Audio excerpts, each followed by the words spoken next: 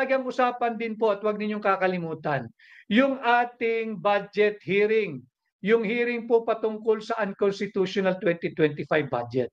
Na-postpone nga po, subalit let me just refresh your mind kung bakit umabot sa Korte Suprema ang kasong ito.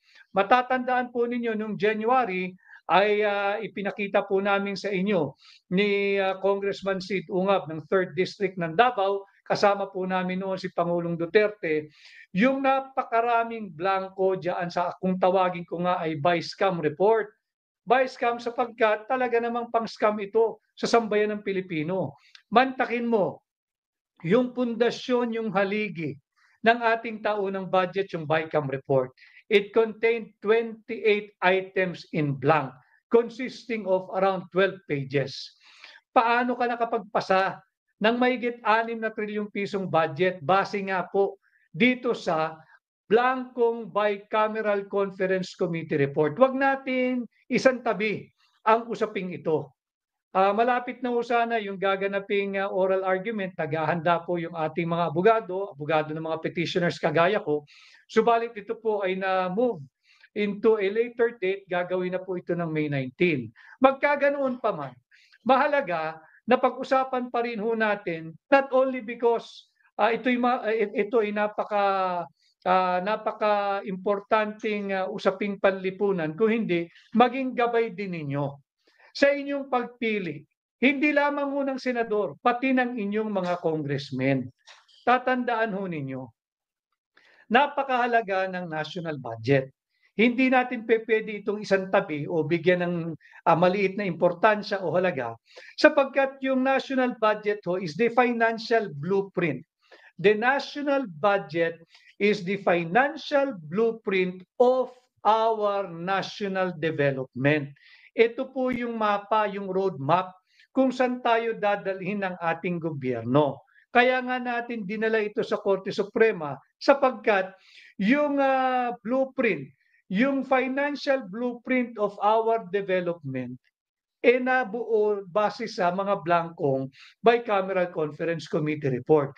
Pag blanco ho yung ating bicameral conference committee report na siyang naging basihan ng ating national budget na kung tawagin natin ay financial blueprint of our development, anong development ang aasahan mo kung binase ito sa mga blankong item sa bicameral conference committee report? Napakahalaga na pag-usapan natin po yun sapagkat pag sinabi mong blueprint siya ng ating financial blueprint siya ng ating development, nandyan po yung development trajectory ng country's fiscal and development trajectory. Saan ba tayo dadalhin ng ating gobyerno? Nandyan po yan, dapat nakalatag sa budget. Pero paano gagawin mo? Kung yung budget, yung naging pundasyon, yung naging basihan, yung mga blankong bicameral conference committee report.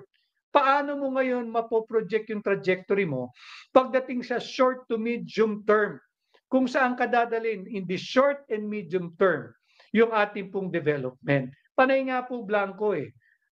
Subalit, wala tayong magagawa. Ako po'y, I was just reminded by our lawyers dito sa kasong ito, since petitioner po tayo sa kasong ito, iwasan mo ng pag-usapan yung merito at baka naman magalit sa atin ng Korte Suprema. Pinag-usapan ko lamang mo dito, bakit tayo nagsampa ng kaso sa Korte Suprema questioning the constitutionality of the 2025 national budget. Dahil nga po, nagpasa sila ng higit sa 6 na trilyong pisong budget base sa blankong bicameral conference committee report. Yan po yung nakakalungkot sapagkat isa po sa argumento natin dyan na hindi pwedeng hijackin ng bicameral conference committee yung NEP na sinubinte ng Executive Department through the Office of the President, yung National Expenditure Program. Yung National Expenditure Program, yan po yung pinapanukala ng tanggapan ng Pangulo na ating magiging national budget for the coming year. In this case, yung 2025 budget.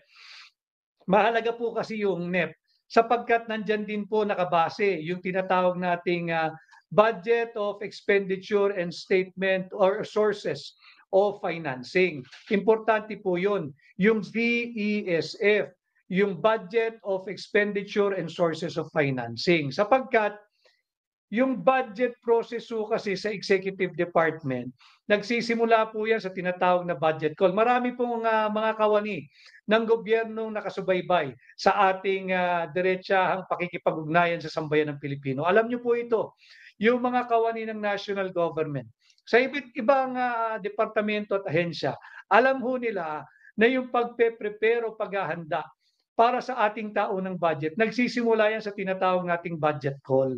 Pag nag-budget call na ho, halos 6 na buwan. 6 na buwan na masinsing pag-aaral at pagtatrabaho at pagpaprioridad ang ginagawa ng mga kawani natin sa national government. Hindi po yan kung ano na lang maisipan mong papondohan sa Kongreso, ganun kadali. Hindi po. Napakaselan po at napakasinop maghanda ng isang tamang panukalang budget para sa parating na taon. Kaya nga po meron tayo yung NEP, yung National Expenditure Program, na ang nakalakip po dyan ay yung BESF, yung Budget of Expenditure and Sources of Financing. 6 na buwan. 6 na buwan pong masinsin at masinop na hinahanda at pinag-aaralan yan.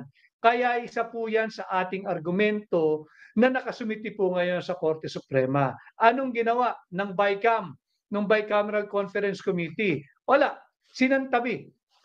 Yung NEP, hindi na pinansin yung BESF. Naulitin ko alam po ito ng mga kawani ng national government, lalo pa yung nai-involve sa budget preparation every year. Halos 6 na buwan po nilang sinisinop yan bago isumite ng tanggapan ng Pangulo, in this case ni Bongbong Marcos sa Kongreso, yung kanyang panukalang budget for 2025. At nakikita naman natin, live pa nga ho yan sa mga social media, hindi ba? Sa YouTube, nagkakaroon ng budget hearing. Budget hearing. Nagbabudget hearing, may budget defense.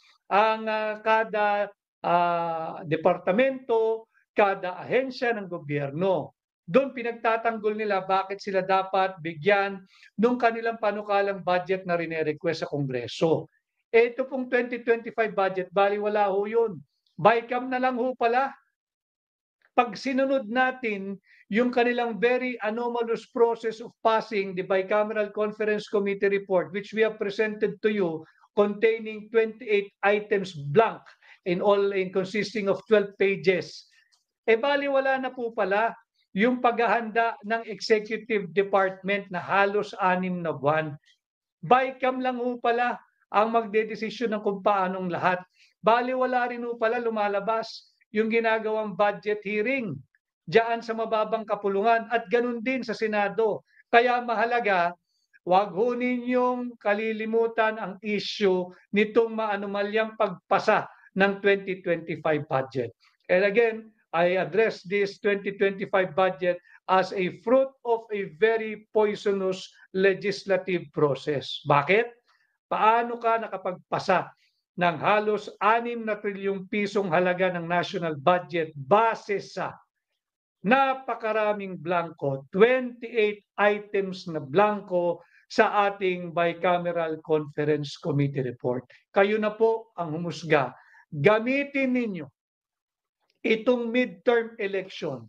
Ulitin ko, tratuhin po ninyo itong midterm election. Renewal po ng employment contract ng mga trabahante ninyo.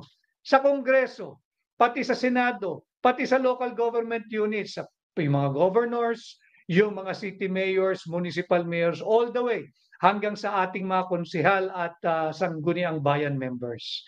Kunin po ninyo itong May 12, 2025 election bilang renewal. Tratuhin ninyo. Renewal po ito ng employment contract ng lahat ng inyong trabahante. Kung sa tingin ninyo na pumirma at nag-aproba ng 2025 budget yung inyong mga kongresista nang hindi man lang pinuna yung 28 items na blanco sa BICAM, wag na po ninyo silang i-renew. End of contract niyo na po sila, i-terminate niyo na po yung kanilang employment. Kumuha po kayo ng mga bagong aplikante, kumuha kayo ng bago ninyong trabahante. Totoo naman, trabahante po lahat ng nariyan sa gobyerno. Pati yung mga nag-a-apply na katulad ko bilang senador ninyo. Sapagkat lahat po sila ay sumasahod galing sa buwis ninyo. Ngayon, kung wala na kayong tinig sa Kongreso, whether sa mababang kapulungan o sa Senado, magpalit na po kayo because there can be no taxes without representation. If you are not being represented well by your district leaders, if you think, if you believe that you are not being represented well by your senators, then it's time to put an end to their employment contract. Maghanap kayo ng bago ninyong trabahante sa Kongreso, sa Senado, sa Kapitolyo, sa City Hall hanggang sa munisipyo.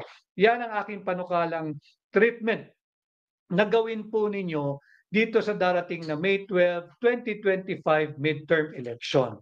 Marami rin na yan po yung usapin natin sa budget. Sa darating na mga araw, pag-uusapan pa po natin at babalik-balikan natin itong anomalous and unconstitutional 2025 budget.